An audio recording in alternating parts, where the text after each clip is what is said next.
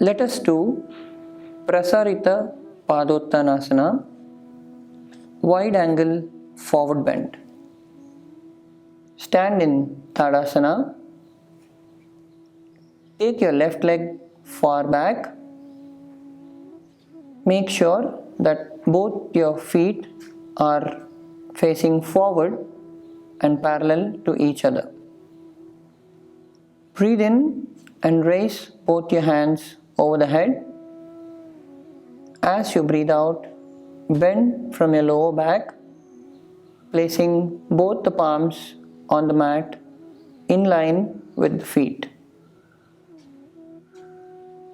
Inhale and slowly extend your spine, taking the crown close to the ground. Make sure the elbows are closer to each other. Hold for a certain number of breaths.